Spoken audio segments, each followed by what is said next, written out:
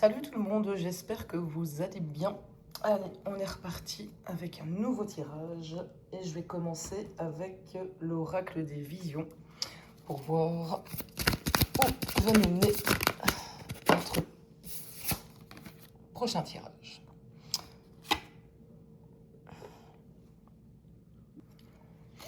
Je vais en tirer 3 tout de suite. Hop.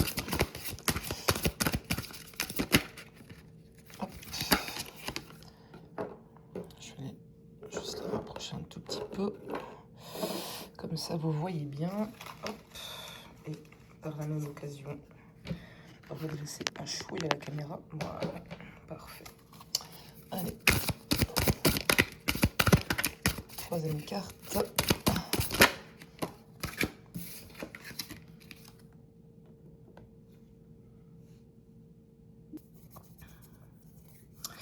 Alors ici, on a la carte d'équilibre et égalité. Au centre, infinité, sans limite et persévérance. Et à droite, choix, risque et conséquences. Ici, le fil conducteur, je redresse en même temps, est relativement limpide. Jusqu'où peut-on persévérer dans quelque chose qui exige 2 personnes pour tenir? Ici, la première carte, elle est particulièrement intéressante parce que ça ne parle pas simplement d'équilibre intérieur, mais le texte de l'oracle insiste sur 2 parties qui doivent participer à l'unisson. Donc chacun doit tenir compte de la position de l'autre, et si l'un des deux ne coopère pas, eh ben, l'équilibre est rompu. Donc on pose immédiatement ici la question de la réciprocité. La carte du centre, elle arrive avec l'idée que beaucoup de choses sont possibles si on leur donne du temps et de l'effort. Elle pousse à ne pas confondre difficulté avec impossibilité, mais placée entre les deux autres, elle peut aussi devenir une question un peu provocatrice. Persévérer, oui, mais jusqu'où? Et la dernière carte, elle tranche exactement là-dessus.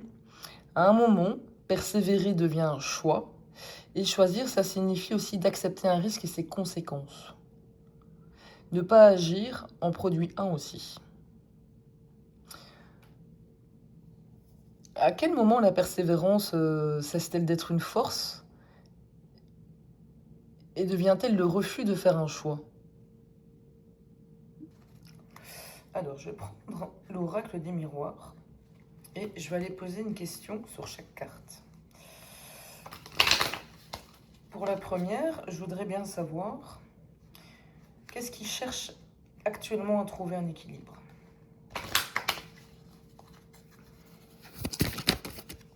Je n'ai pas encore battu les cartes, merci.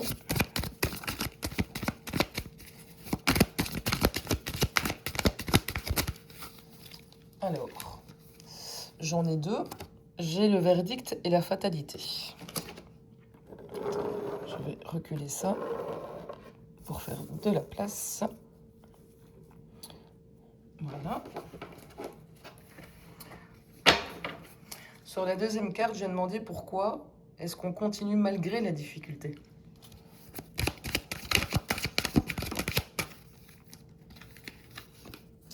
On a la carte de la santé. Et pour la troisième carte, quel choix ne peut plus être évité?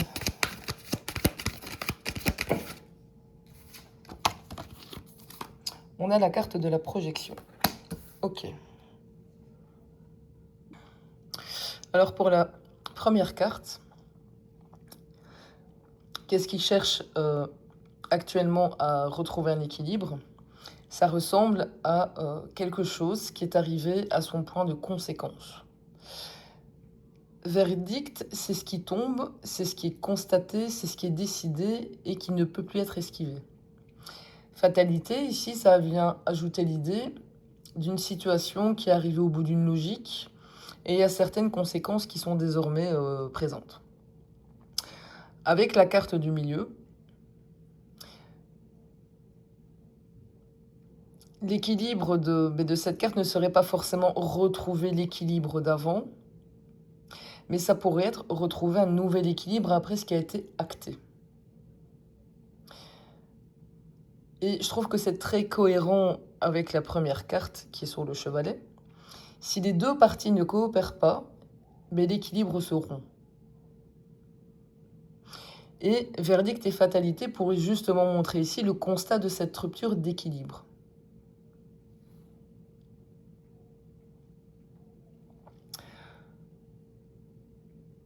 Deuxième question, pourquoi est-ce qu'on continue malgré la difficulté?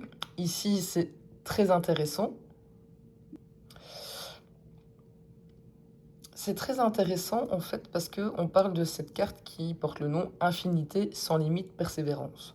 Santé, ça peut évidemment être littéral selon la suite du tirage, mais symboliquement, ça parle aussi de rétablissement, de vitalité, de guérison et de remise en état. Donc, on ne persévère peut-être pas simplement parce qu'on s'obstine, on continue parce qu'on cherche à réparer quelque chose, retrouver une situation saine ou récupérer sa propre vitalité. Et ça change un peu la nuance parce que la persévérance, elle n'est pas nécessairement dirigée vers ce qui existait, mais elle peut servir à se reconstruire après ce qui est arrivé. Pour la troisième question, quel choix ne peut plus être évité? Avec la carte de la projection.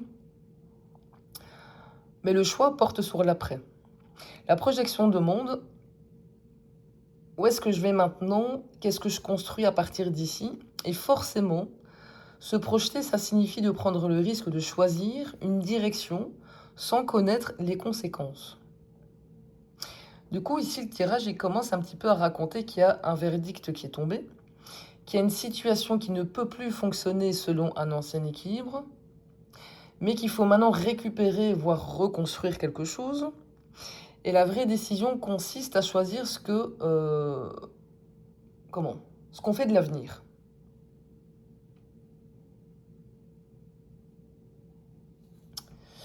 Et j'irais même jusqu'à modifier.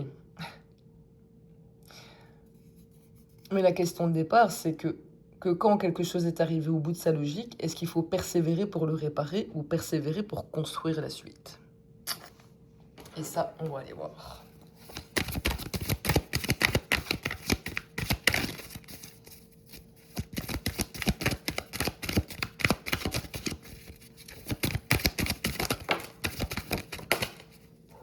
Alors, j'ai 3 cartes. J'ai la carte du retard, j'ai la carte du carrefour et j'ai la carte de la chance.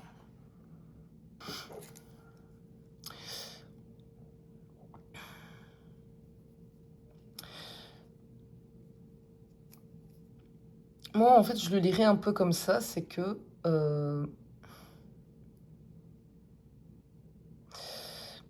comment je vais expliquer ça? Le bloc retard, carrefour, chance répond presque littéralement à qu'est-ce que verdict, fatalité viennent acter. Et donc peut-être que le verdict acte la fin d'une période où la décision a été retardée. Quand on parle de retard, ici on parle de quelque chose qui a été repoussé, différé ou maintenu en suspens. Le carrefour, on arrive à un endroit où on doit prendre une direction, mais on ne peut pas éternellement rester au milieu de la route. Et la chance, c'est surtout le changement de direction qui ouvre une possibilité qui n'existait pas tant qu'on restait dans l'attente. Et donc ça donne ici une nuance assez intéressante à la carte de la fatalité, qui est ici. J'irai pas jusqu'à dire que c'était écrit, mais je dirais que c'est plutôt la conséquence qui est devenue inévitable d'une non-décision prolongée. Et je trouve qu'en fait, ici, tout le tirage, il s'emboîte vachement bien. Parce que l'ancien équilibre ne tient plus. Il y a quelque chose qui a été trop longtemps laissé en suspens et qui conduit désormais à un embranchement. Mais, ce qui doit continuer, c'est peut-être justement pas l'ancienne situation, c'est le processus de réparation ou de reconstruction. Et là, on retrouve le carrefour. Il faut regarder devant. Et donc, premier paradoxe, je vais finir par appeler cette chaîne paradoxe à moi, parce que c'est pas possible ça. Ici, je m'adresse à quelqu'un, si c'est toi qui me regardes, que tu as peut-être persévéré assez longtemps, mais maintenant la persévérance consiste à accepter de changer de route. Quelle opportunité devient possible grâce à ce changement de direction?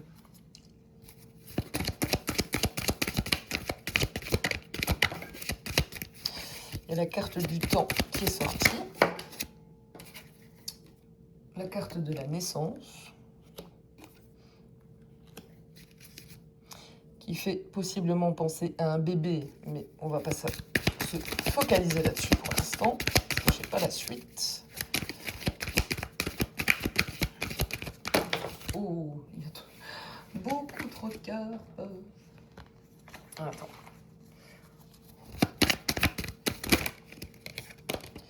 Bon, il y en a deux qui ont sauté, je vais les prendre.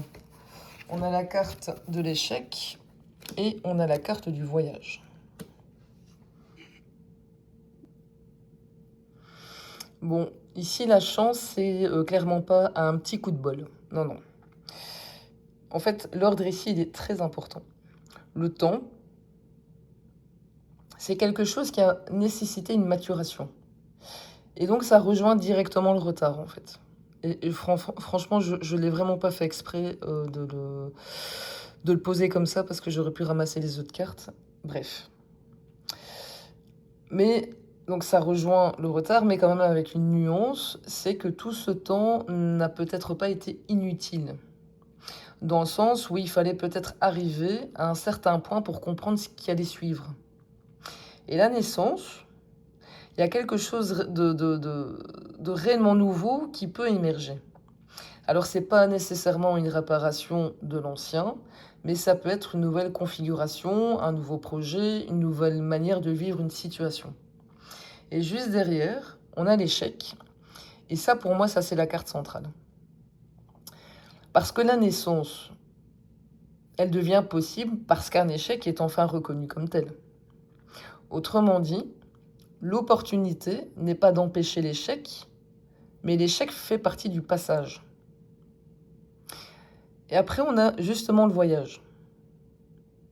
On parle ici de mouvement, de déplacement, de changement de territoire, physique ou symbolique. En fait, on quitte aussi une configuration pour aller vers une autre. Et donc là, je trouve que ça prend déjà une forme un peu dingos. C'est qu'on a le retard carrefour chance. Et puis on enclenche temps, naissance, échec, voyage. Et donc ici, la chance, ce serait probablement l'occasion de repartir autrement après avoir cessé de sauver ce qui a échoué. Ce qui colle très bien avec la carte de la santé. La persévérance, elle change d'objet. On ne persévère plus dans la situation, on persévère dans sa reconstruction.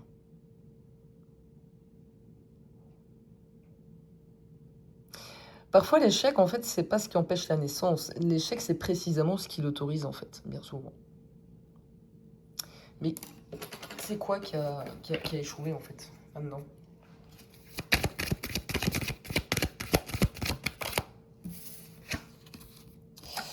J'ai la carte de l'enfermement. Je vais en prendre que 3. Je vais passer au tarot.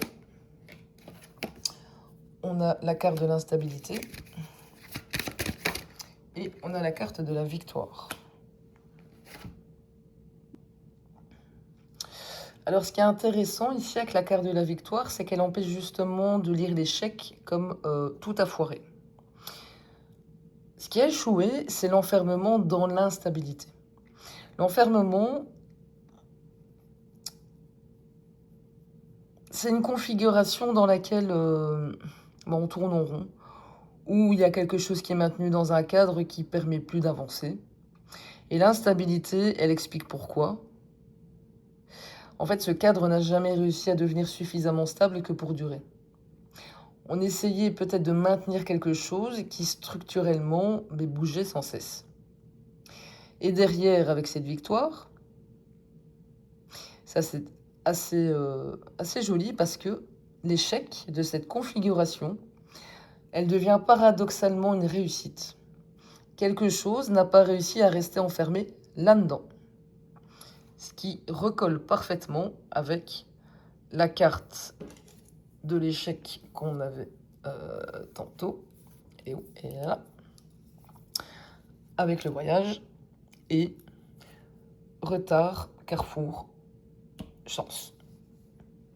Et donc, on pourrait presque résumer toute la mécanique en se disant que ce qui échoue, c'est peut-être pas toi, mais c'est la structure qui te maintenait dans l'instabilité. Et son échec, en fait, elle devient ta porte de sortie. Et là, la naissance, elle prend carrément tout son sens. Il y a quelque chose qui naît précisément parce que l'ancien système n'arrive plus à contenir ce qui cherche à évoluer. Et là, je vais quand même poser une question sur la victoire, parce qu'elle mérite quand même qu'on s'intéresse un peu à elle. Qu'est-ce qui est gagné lorsque cet enfermement prend fin?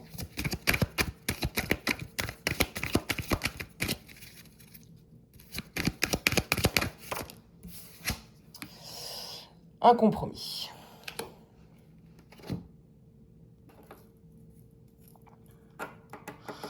Alors le compromis, lui, change quand même un peu la lecture, parce que la victoire n'est donc pas forcément de tout envoyer bouler, mais la victoire, c'est de parvenir enfin à quelque chose qui était impossible tant qu'on était dans l'enfermement et l'instabilité. En gros, on part d'ici d'un terrain d'entente viable. Ce qui ramène à quoi? Est-ce que c'est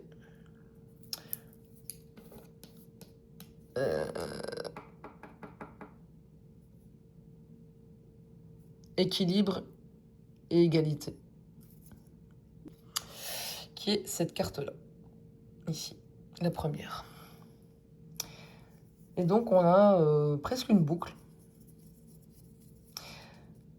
Mais attention que compromis, c'est pas sacrifice. Hein. Parce qu'avec tout ce qu'on a sorti avant, je pense que c'est précisément là que le tirage devient intéressant. Il ne dit peut-être pas coupe tout et part. Il pourrait dire l'ancienne forme doit échouer pour qu'une nouvelle forme puisse être négociée. Et ce qui rend la naissance, l'échec et le voyage beaucoup plus subtils. On ne sait pas encore si le voyage signifie quitter définitivement quelque chose ou faire évoluer la relation, situation ou vers un autre fonctionnement. Et donc, on va les poser directement la question sur quoi porte le compromis.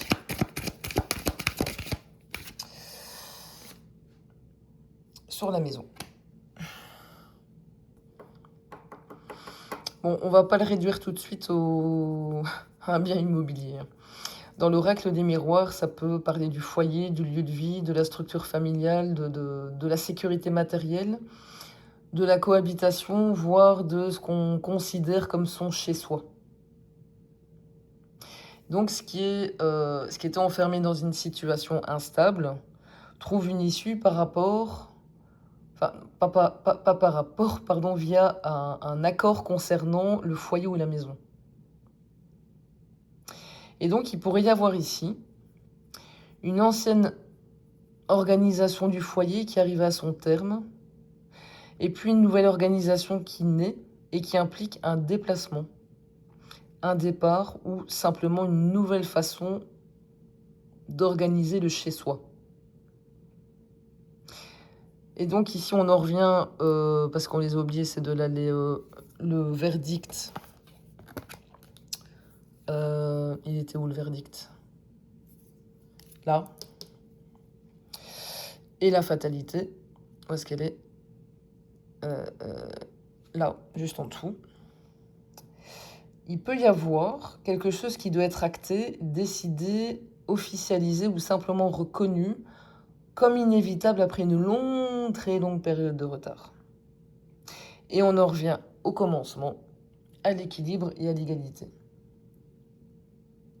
Et donc, si le compromis concerne la maison, la question, c'est comment est-ce qu'on redistribue les places pour que chacun retrouve un équilibre? Mais qu'est-ce qu'elle représente, cette maison, en fait? Attendez, il s'est retourné. La carte de l'examen.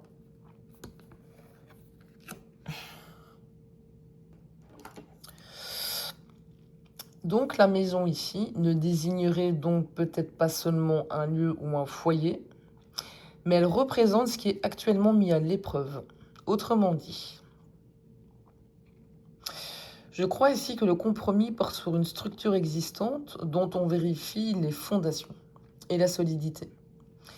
Est-ce que ça tient encore? Est-ce que ça peut fonctionner autrement? Ou est-ce que chacun peut réellement y trouver sa place? Et donc ça renvoie à la première carte équilibre, égalité, toujours celle-là. Ce qui est examiné, c'est peut-être précisément la capacité de cette structure à devenir équilibrée. Et ça me fait quand même revenir sur la carte de la santé, parce que moi, ça me fait penser, j'allais dire à la sainteté, c'est pas grave. Est-ce que cette structure, elle est saine?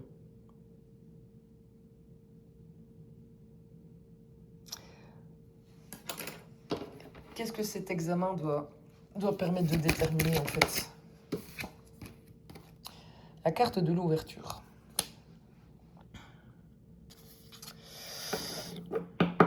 Donc ici, l'examen, il ne sert pas seulement à décider si la maison tient encore, il sert aussi à déterminer si cette structure est capable de s'ouvrir. Et là, on change encore la lecture du compromis. Il ne s'agit pas ici de rafistoler l'ancien fonctionnement, mais le compromis serait la condition permettant d'ouvrir une situation qui était fermée jusque maintenant. Et là, je reviens forcément sur la naissance et le voyage. On n'est peut-être pas devant la destruction pure et simple de la maison, on pourrait être devant son ouverture vers une nouvelle configuration. Et attention que même l'échec qui est ici, il est où l'échec? Là. Lui, il change aussi de tournure. C'est l'ancienne forme qui échoue, mais pas nécessairement ce qu'elle contenait.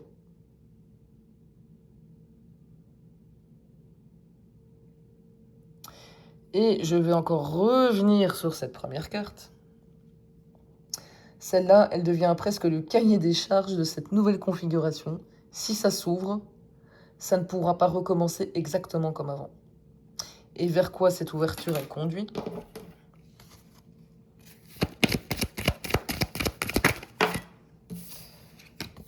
Vers la carte de la jalousie. Ah. Ah. Et là, on vient mettre le doigt sur ce qui rend l'ouverture difficile. Alors, je ne dis pas que l'ouverture conduit à davantage de jalousie. Moi, je dirais plutôt que l'ouverture oblige à rencontrer la jalousie. Parce qu'en fait, elle fait remonter quelque chose qui pouvait rester relativement contenu tant que cette situation était fermée. La structure, elle est mise à l'épreuve sur sa capacité à tolérer une ouverture sans que la peur prenne de la place et sans que la possessivité, la comparaison ou la rivalité ne viennent tout faire éclater. Et donc, ça rejoint quand même la carte de l'équilibre égalité du départ. Deux parties peuvent-elles trouver réellement un équilibre si l'ouverture de l'une est vécue par l'autre comme une menace? Et c'est là où le compromis putain, vient justement changer un peu de direction. C'est peut-être pas on coupe la poire en deux, mais il pourrait falloir trouver une nouvelle organisation qui sécurise suffisamment chacun pour permettre l'ouverture.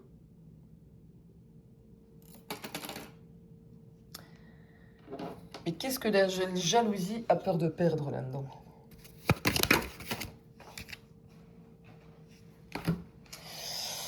La carte de la femme. Ah. Bon. Jalousie, femme. Je vais pas chercher à contourner la carte. c'est simplement la jalousie, a peur de perdre une femme et ou au minimum la place occupée par une femme. Donc, dans une structure, foyer, couple, organisation familiale, la maison au sens large, elle est soumise à un examen. Ok? Mais il y a une ouverture qui devient nécessaire, mais cette dernière vient toucher directement une problématique de jalousie autour d'une femme. Et là, on retrouve cette notion d'équilibre et d'égalité.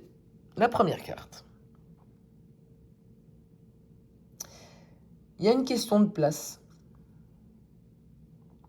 Oh putain, je sens le truc arriver gros comme une maison. Il y a une question de place ici. Qui occupe quelle place? Qui risque de la perdre? Et peut-on modifier la structure sans que quelqu'un ne se sente évincé? Mais attention à une chose. La carte de la femme ne nous dit pas encore qui est jaloux de qui. Elle nous dit seulement ce qui cristallise la jalousie. Et donc, je partirai pas encore dans c'est la femme qui est jalouse ou quelqu'un est jaloux à cause d'elle. Non, non, non, non, non, non, non. Non, non, on va pas aller aussi vite que ça. Qui ou quoi éprouve cette jalousie vis-à-vis de cette femme? Là, je sens que ça va devenir croustillant.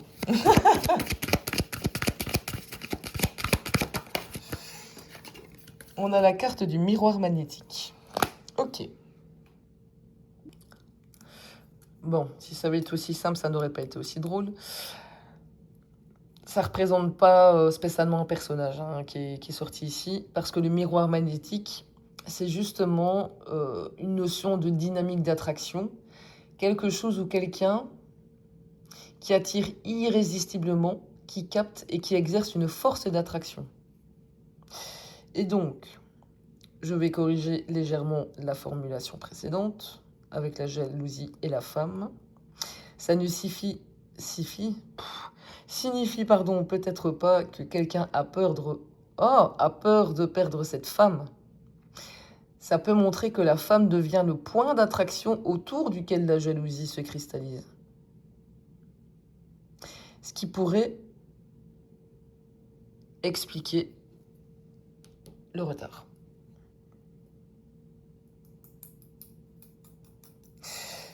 Parce que ouvrir la structure, ça oblige peut-être à reconnaître une attraction qu'on a essayé de contenir, d'éviter ou de maintenir hors de la structure. Et donc, là maintenant, je ne veux plus savoir qui est cette femme. C'est quelle est la nature de cette attraction magnétique autour de cette femme.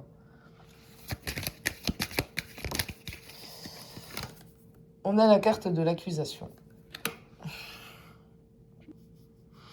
Alors cette carte ici, elle peut montrer ce que cette attraction provoque ou ce qu'on lui reproche. Donc, je vais partir sur jalousie, femme, miroir magnétique, accusation. Femme. Là.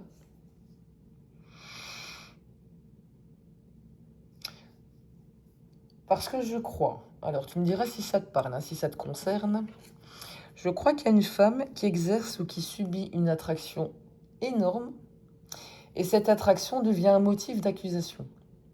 Et donc, en fait, quelqu'un peut lui attribuer la responsabilité de ce qui se passe.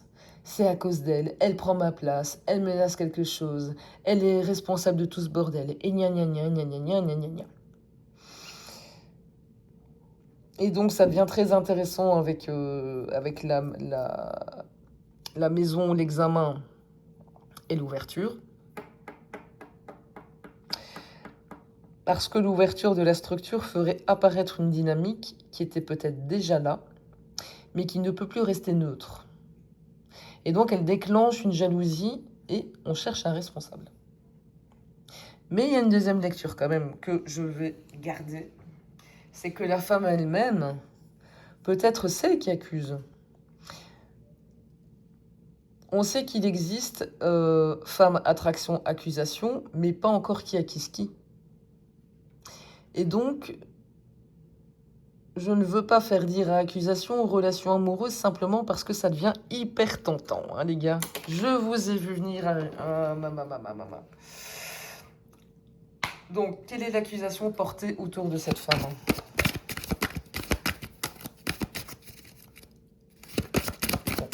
connaît même pas encore le contexte, mais bon, on a déjà à peu près compris. Enfin, pas le contexte, le domaine, pardon.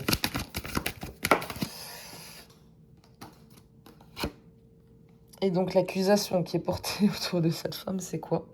C'est la famille.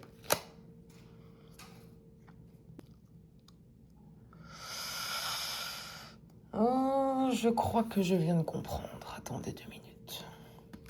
Si on prend la carte de la maison,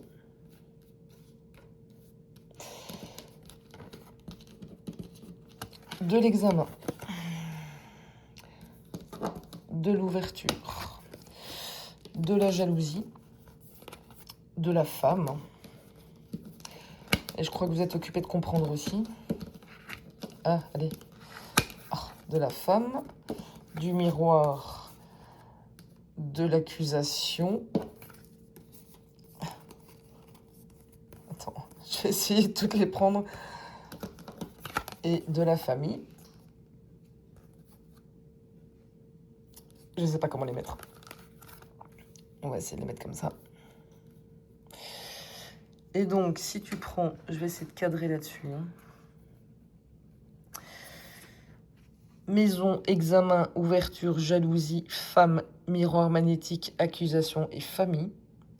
Eh bien moi, ça me raconte très bien une structure familiale dont l'appartenance tient encore, mais dont l'équilibre réel est déjà compromis. Et quand quelque chose oblige cette structure à s'ouvrir, je vais y arriver, la femme devient le point visible sur lequel on projette la cause du déséquilibre. Autrement dit, là je crois qu'on est... On va pas se mentir clairement dans une histoire de divorce, mais divorce sentimental. Avec mais possiblement un homme ou une femme qui avait déjà construit sa vie, avec des enfants, avec du matériel, avec du patrimoine immobilier. Et en fait, autrement dit, ce qu'on raconte ici, c'est que cette femme ou cet homme a rencontré quelqu'un, et là on dit, c'est elle qui a foutu la famille en l'air. Sauf que, si on remonte aux premières cartes, on raconte l'inverse. Il y avait déjà cette notion d'enfermement, d'instabilité, là. Et il y avait déjà, où est-ce qu'elle est? Du retard, là-dedans. Et donc, il y avait déjà une nécessité d'un verdict et d'un carrefour. Donc, cette femme, en fait, elle ne crée peut-être absolument pas la fracture, mais elle rend visible cette fracture qui était déjà préexistante. Et là, le miroir magique, il devient absolument génial, celui-là. Son arrivée, sa présence ou l'attraction qu'elle représente agit comme un révélateur. Et donc, elle attire à elle toute la problématique d'un système qui fonctionnait peut-être encore socialement, matériellement, financièrement ou extérieurement, mais à l'intérieur, c'était complètement explosé au sol. Et ce qui explique pourquoi on a la carte de l'accusation, qui est juste ici. Et de la famille, elle est où? Elle est juste derrière, qui est juste là. Et donc, au lieu de regarder pourquoi notre équilibre était déjà mort, c'est quand même beaucoup plus facile et beaucoup plus drôle pour un système familial de dire « Ah bah voilà, c'est elle qui est responsable, elle est venue foutre la merde. Ah bah ouais, et tu sais quoi ?» Ça redonne beaucoup de profondeur à la carte de la maison, finalement. Elle est où, cette maison? De la maison, ici. Et du compromis. Parce que le compromis, ça pourrait justement être la tentative de résoudre la différence entre la réalité intérieure de cette famille et ce qu'elle cherche encore à préserver extérieurement. Et là, on va aller commencer à s'éclater à mort. Ouh, je sens qu'on va encore se taper une vidéo d'1h20, d'1h40. Les gars, franchement, si vous êtes motivés, moi je suis motivée. Je vais plus prendre l'oracle du miroir, je vais prendre le tarot. Où est-ce qu'il est mon tarot? Attends, je bois une petite goutte dans mon verre d'eau. Parce que parler beaucoup, ça donne soif. Je vais prendre le tarot de l'illumination. Alors, et donc on va aller voir le rôle de cette femme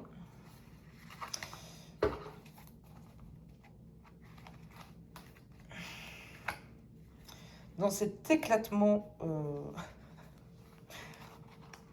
d'équilibre familial qu'elle a soi-disant été foutre en l'air. C'est souvent comme ça. Alors, parce que honnêtement, si cette hypothèse elle est bonne, ben, la réponse elle pourrait être qu'elle n'est pas la responsable. Elle n'en est pas la cause. Elle en est juste le révélateur, le catalyseur ou la conséquence. Allez. On prend les paris. Attends, parce qu'il y a la moitié du jeu là qui s'est retourné. Bon, vous me dites en commentaire hein, si ça vous parle. En tout cas, je connais beaucoup de gens qui ça parlerait. C'est toujours comme ça dans les séparations. Les gens, ils acceptent jamais qu'il y ait plus de sentiments. Non, c'est quand même plus facile d'aller accuser la nouvelle nana ou le nouveau mec. Ah, c'est pathétique. Enfin, bref. Un 5 de bâton. Alors, je vais quand même nuancer. Cette femme, qui soi-disant vient foutre la merde, elle n'est pas nécessairement la cause du conflit, mais elle joue le rôle de celle autour de laquelle le conflit devient manifeste. Le 5 de bâton, c'est une carte de confrontation, d'intérêts contradictoires, de compétition, de place qu'on défend, de tensions qui... Allez, qu'on peut plus... comment je vais dire, qu'on peut plus mettre sous le tapis, quoi. C'est avec tout ce qui précède, pardon, c'est presque parfait. Parce qu'on avait famille, accusation, miroir magnétique, femme, et là, le 5 de bâton. En fait, elle devient le point de friction d'un système familial qui était déjà complètement instable.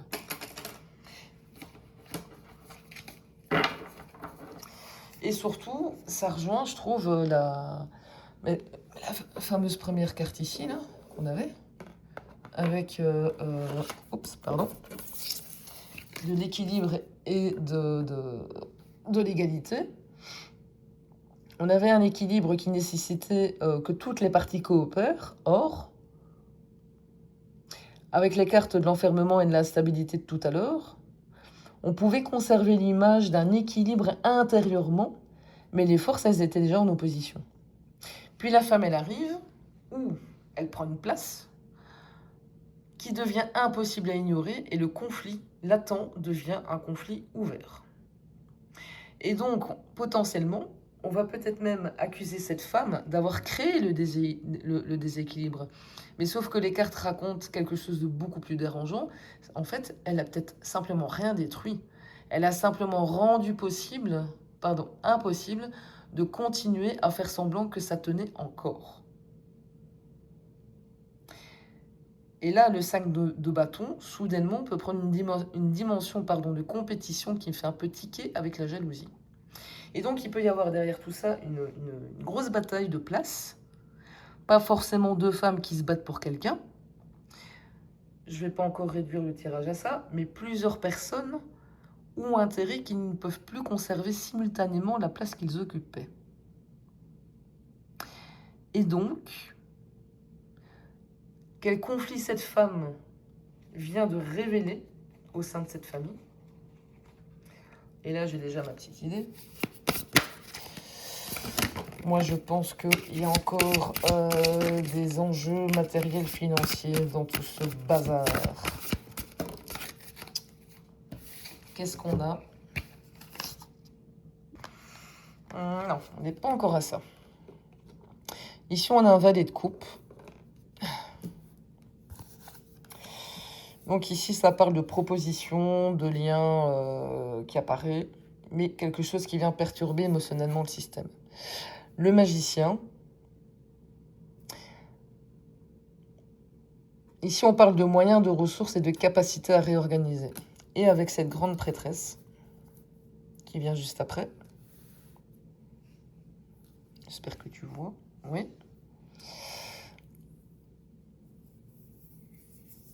Il y a une partie essentielle de l'histoire qui reste quand même cachée derrière un rideau. Tout n'est pas dit et tout n'est pas montré. Donc, on pourrait imaginer qu'il y a une histoire de pognon qui peut être derrière ce rideau, parce qu'on avait maison, famille, compromis. Mais ça, je vais d'abord aller le vérifier avant de le décréter. Parce qu'il y a une autre possibilité que je trouve assez savoureuse, je dois bien admettre. Le conflit familial révélé par cette femme pourrait être l'écart entre ce qu'on ressent, ce qu'on souhaite réellement, ce qu'on pourrait concrètement changer et tout ce compter pour maintenir la structure. Ce qui me conforte dans mon idée précédente, c'était de dire c'est une famille complètement éclatée à l'intérieur, mais encore maintenue extérieurement, c'est-à-dire à la vue des gens, socialement parlant. Et qu'est-ce que la grande prêtresse cache dans cette structure familiale ?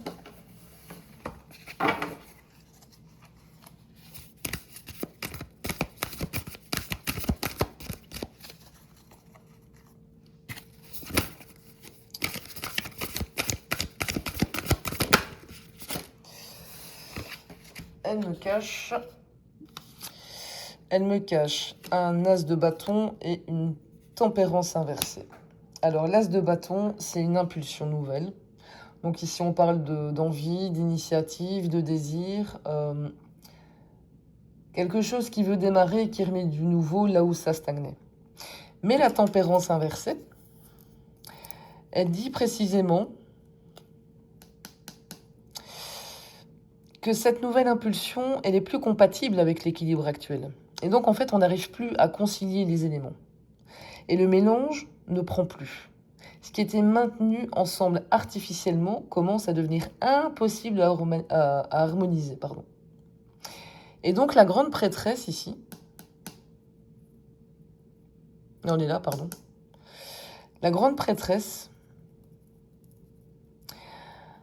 Elle cacherait un truc du genre, il existe déjà une envie de nouveau départ, mais reconnaître cette envie ferait voler en éclats l'équilibre apparent de la structure. Et c'est là où on rejoint notre 5 de bâton de tout à l'heure. Où est-ce qu'il est ? Il est là, pardon. Il est là. Cette femme, elle ne vient pas nécessairement créer le conflit familial, mais elle réveille quelque chose qui ne peut plus être concilié avec l'ancien fonctionnement.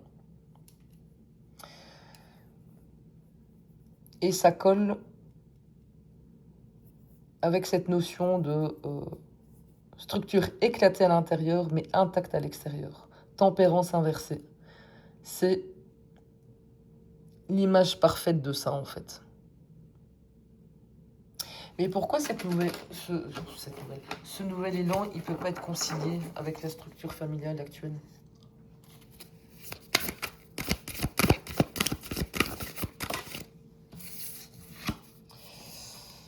Parce que le 6 de coupe inversé. Eh bien, c'est tout con, tout simplement parce que le passé ne peut plus servir de modèle au présent. Le 6 de coupe, à l'endroit, ça peut parler des racines, de la famille, des souvenirs, de tout ce qui peut nous relier à une histoire, ou à notre histoire, tout simplement. Inversé, ça peut montrer une difficulté à continuer à vivre selon une ancienne configuration, voire la nécessité de se détacher d'un passé auquel on reste attaché. Et donc,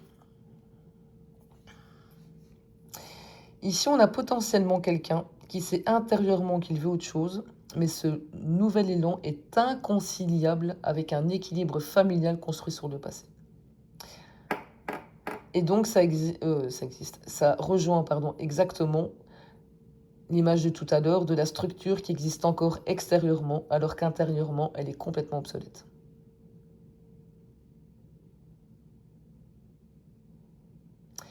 Et donc, le vrai conflit ici, c'est quoi? Fidélité au passé versus possibilité d'un nouveau départ.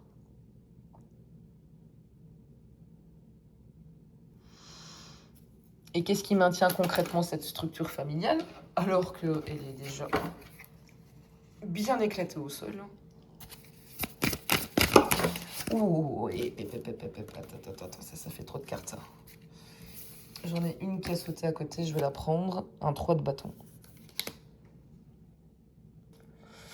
Le 3 de bâton, c'est quelqu'un qui regarde vers l'horizon. Il sait qu'il y a autre chose devant.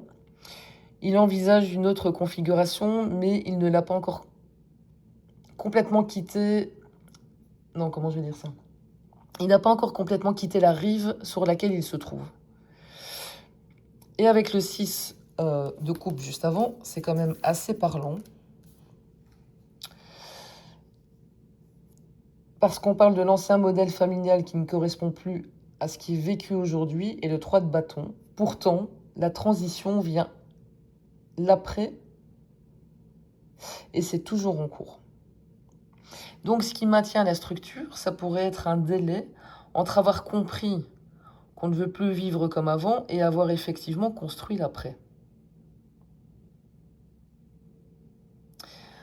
Mais qu'est-ce que cette personne, elle attend avant de pouvoir passer du 3 de bâton au mouvement réel, en fait?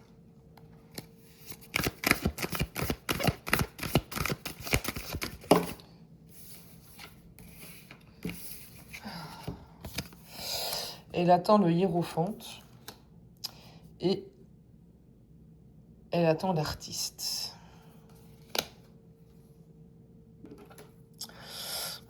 Alors, le hiérophante, dans ce contexte de maison famille, moi, ça me parle de cadre institué. Ça me parle d'engagement, de règles, de conventions, de structures officielles, tout ce qui est reconnu socialement ou moralement. Et donc, qu'est-ce que ça veut dire? Ça veut dire que ça peut représenter ici le mariage, mais je ne vais pas encore vraiment l'enfermer dedans.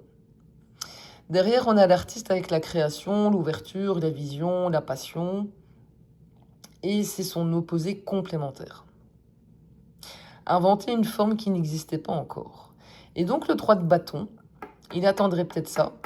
Comment passer d'une structure héritée, instituée, à une structure qu'on choisit et qu'on crée soi-même? Et donc le compromis ici, ce serait peut-être pas seulement entre deux personnes, mais il pourrait être entre l'ancien cadre et le nouveau cadre. Comment modifier profondément une structure familiale sans nécessairement tout dynamiter n'importe comment? Surtout que l'artiste ici, il dit clairement le moment où vous avez besoin de vous ouvrir. Et ça, c'est une des phrases principales dans le bouquin du tarot. Et on avait précisé tantôt, ouverture, après la maison, plus l'examen. Et donc, c'est plus anecdotique, le thème revient. Et le conflit révélé par la femme, regarde un peu le truc, il y a quelque chose de nouveau qui apparaît, on pourrait le créer, on le garde encore sous silence, il existe pourtant un véritable élan, mais impossible de le mélanger harmonieusement à l'ancien, parce que l'ancien modèle appartient au passé. Et donc, là, on vient de résoudre une contradiction énorme.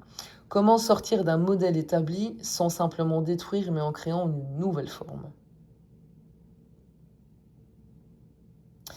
Et qu'est-ce que l'artiste il cherche à créer que le hiérophante ne peut pas dans sa forme actuelle?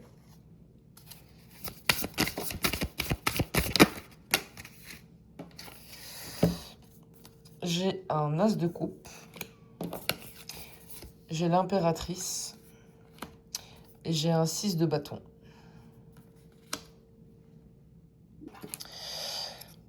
Eh bien, l'as de... Enfin, je trouve que la réponse, elle est assez forte.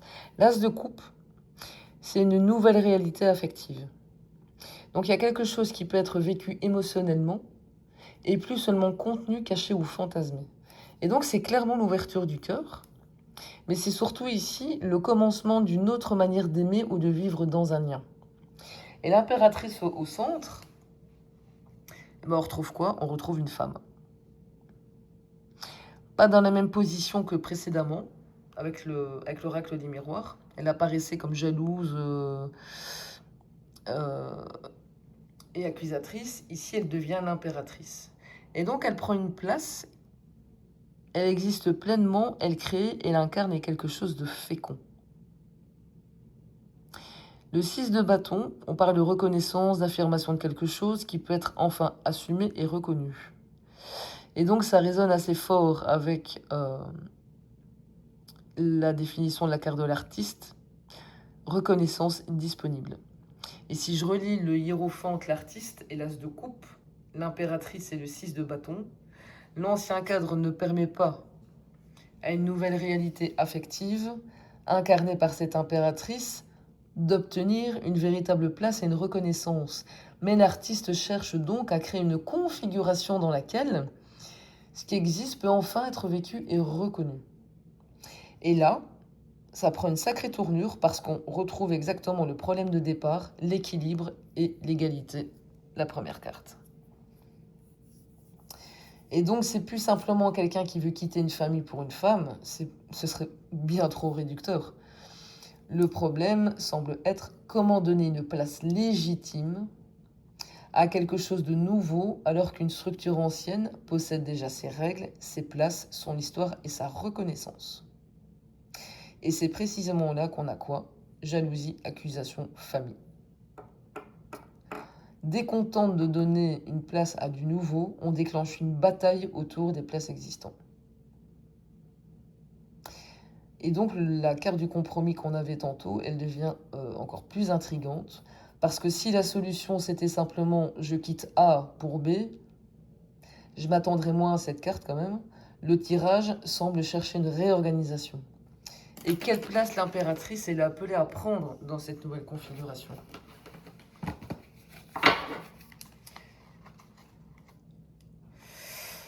Parce que moi, ça me fait pas spécialement penser à quelqu'un qui est destiné à rester dans l'ombre. Hein. Je dis ça, je dis rien.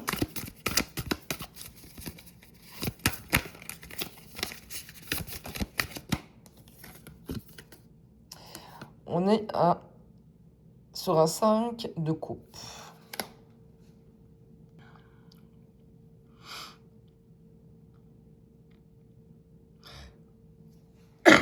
Pardon. Bon, ici, ça casse justement l'idée d'une victoire amoureuse toute simple. Hein. Le 5 de coupe, c'est une place qui ne peut être atteinte sans passer par une perte, un regret, un deuil ou une déception. Et donc, il y a quelque chose qui doit être accepté comme perdu pour que le nouveau puisse réellement exister. Et donc, on rejoint de nouveau cette carte de tout à l'heure de l'échec. La naissance ne devient possible qu'après avoir reconnu qu'une chose ne peut pas être conservée telle qu'elle. Et donc, je ne dirais pas, parce que au cas où vous n'auriez pas compris, on est clairement sur un truc de rivalité. Ainsi. On ne dit pas que l'as de coupe, l'impératrice et le 6 de bâton, elles gagnent. Moi, je dirais plutôt quelque chose veut être reconnu et prendre sa place, mais cette reconnaissance a un prix émotionnel.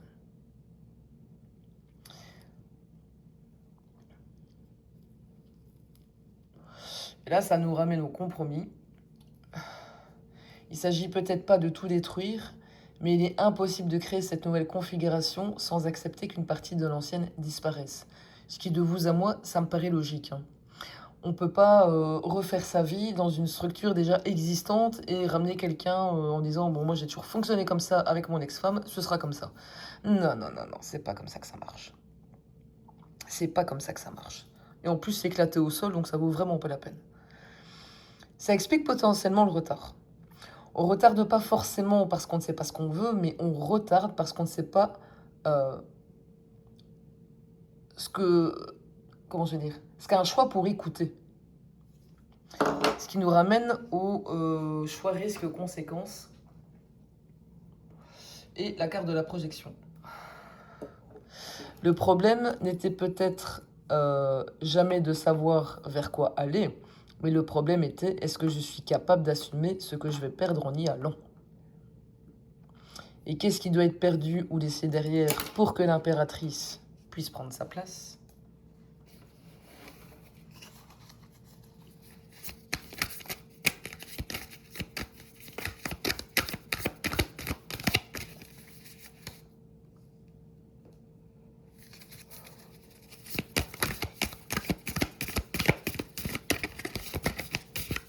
Allez.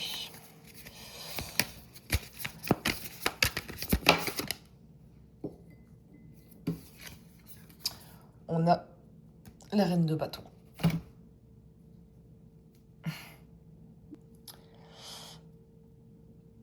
Alors, je ne vais pas partir automatiquement sur la conclusion qu'on va perdre ici une deuxième femme. Mais c'est une possibilité. Hein. Ce qui doit être perdu ou laissé derrière pour que cette impératrice, elle puisse prendre sa place, c'est une reine de bâton qui peut représenter soit une personne, soit une posture. Si c'est une personne, là, on rentre dans un tirage beaucoup plus frontal. La place de l'impératrice ne peut être reconnue sans qu'une autre figure féminine perde ou abandonne sa place. Ce qui nous ramène très clairement à la jalousie, femme, accusation, famille. Hein. Vous vous souvenez? Il y aurait effectivement une rivalité de place. Mais, si c'est une énergie, c'est différent. Ce qui doit être abandonné, ce serait une dynamique de compétition, de conquête de territoire, de je défends ma place. Et vu qu'on avait le 5 de bâton pour le rôle de la femme, ça tient quand même la route. Donc je ne vais pas encore choisir entre les deux. Ici, l'impératrice, elle n'accède pas simplement à une victoire. Sa reconnaissance, elle implique un deuil concernant la reine de bâton. Donc soit c'est le deuil d'un personnage, soit c'est le deuil d'une place, soit c'est le deuil d'un rapport de force. Et si c'est bien une femme, alors ça pourrait nous raconter que la femme accusée de déséquilibrer la famille n'est peut-être que le révélateur d'un choix entre deux configurations féminines ou familiales devenues incompatibles. Et la reine de bâton, c'est qui dans l'histoire?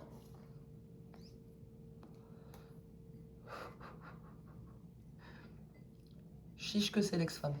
Parce que moi, ça me parle clairement de ça. Hein.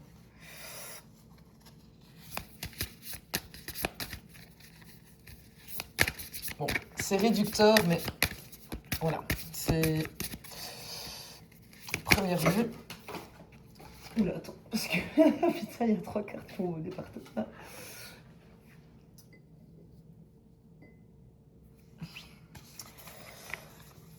Alors, on a un roi de pentacle, oh là là, un 7 de bâton et le diable. Bon, on est censé identifier les reines de bâton, mais là, on obtient surtout une dynamique lourde. Le roi de pentacle, pardon, la rattache à un homme ou à une structure très concrète. Sécurité, patrimoine, stabilité, matériel, statut, foyer installé. Et là, mon intuition du pognon, elle revient quand même sur la table. Pas nécessairement comme une cause de toute l'histoire, mais comme un élément du système. Le 7 de bâton, ça montre une position défendue. Il y a quelqu'un qui protège son territoire, ses acquis, sa place, ce qui lui appartient ou ce qu'il ou elle considère comme tel. Et le diable derrière, ça ajoute quand même un attachement assez costaud.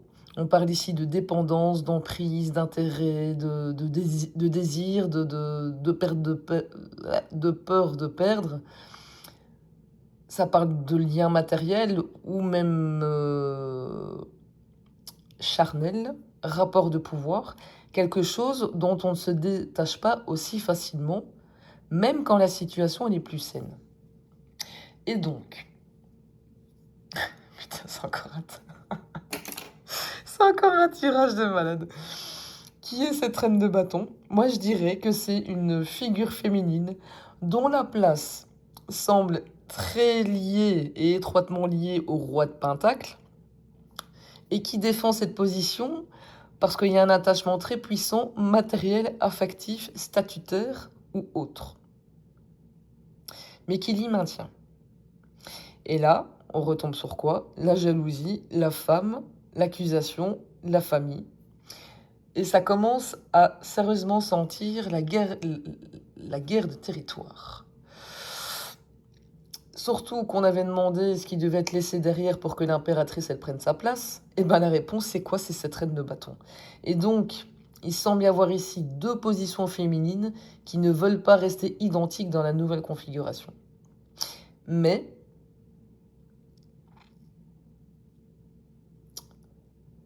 je vais quand même poser une question essentielle au diable, parce que ça me permettra de savoir si cette notion de fric, elle est là. Qu'est-ce qu'il dit concrètement le roi de Pentacle à la reine de bâton?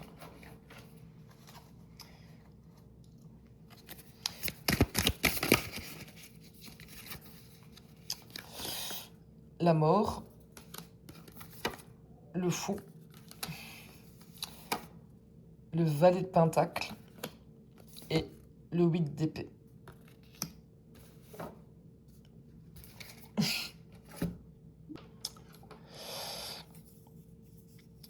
Eh bien, je le lirai comme un lien qui devrait changer de nature. Mais on ne sait pas encore comment sortir concrètement. La mort, la configuration actuelle est morte. Il y a quelque chose qui est fini. Le fou, il y a la nécessité de reprendre sa liberté et de sortir de l'ancien cadre pour aller vers une autre vie. Et donc, ça parle clairement et très clairement de désengagement et de changement radical de configuration. On n'est pas du tout sur de la consolidation ici.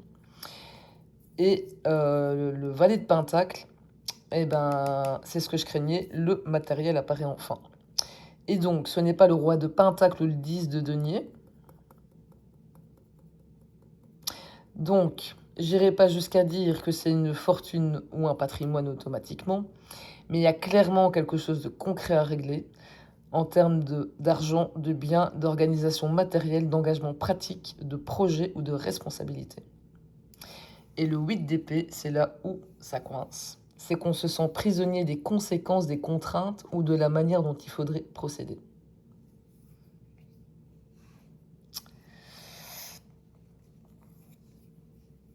Et donc l'argent, le matériel ne semble pas être la raison pour laquelle l'ancien équilibre est mort, mais il pourrait être une des raisons pour lesquelles on n'en sort pas aussi facilement. Vous vous souvenez avec le hiérophante qu'on a eu tantôt?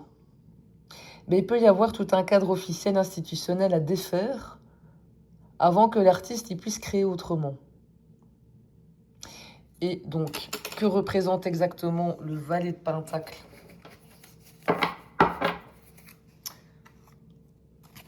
Dans ce lien. Celui-là.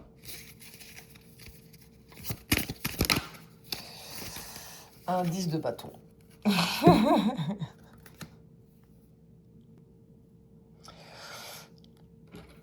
Donc là, j'ai plus envie de dire que le valet représente ici l'argent. Il représente une charge concrète. Quelque chose qu'on porte, qu'on assume, qui pèse et dont on se sent responsable. Ça peut évidemment être financier ou patrimonial, mais aussi une maison, des obligations familiales, des responsabilités pratiques, des engagements accumulés. Et le 10 de bâton, ça c'est vraiment tout ce que je vais devoir porter, gérer si je change cette situation.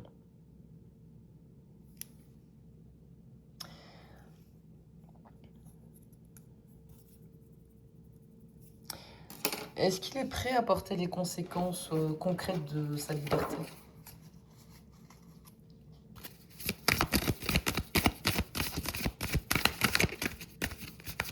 Ou plutôt, quelle charge concrète parle ce 10 de bâton plutôt.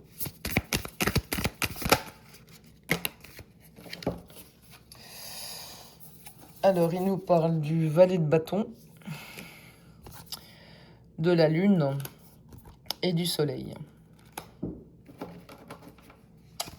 Et en d'autres paquets, qu'est-ce que j'ai? J'ai l'empereur.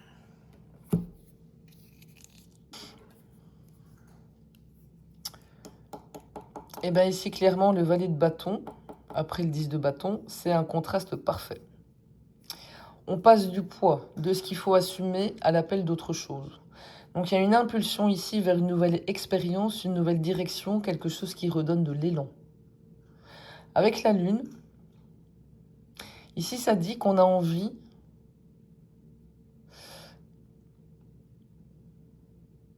comment je vais dire ça?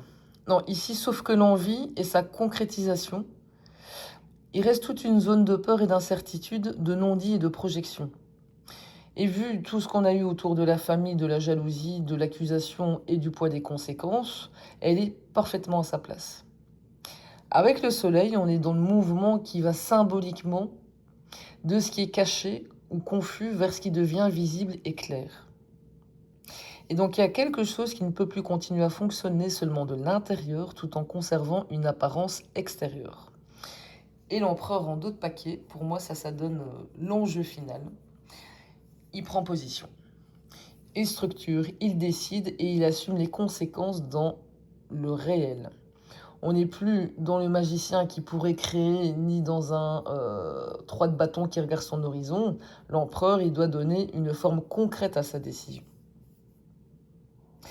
Et donc, finalement,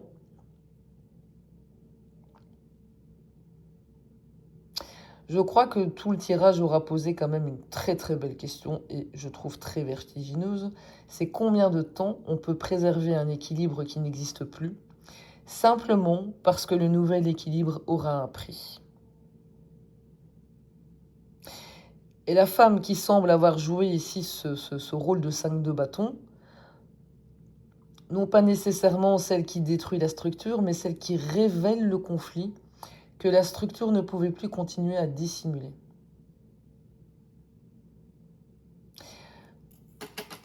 Et je crois que notre empereur, en fait, il ferme très bien la porte. Ici. Voilà. Bon, j'espère que ça vous aura parlé. C'était encore un truc de dingue. Enfin bref. Enfin bon, on a eu pire que ça sur la chaîne, n'est-ce pas? Écoutez, vous pouvez liker, commenter, partager, n'hésitez pas. Et je vous remercie encore pour vos nombreux commentaires, votre soutien. Et à la prochaine. Salut!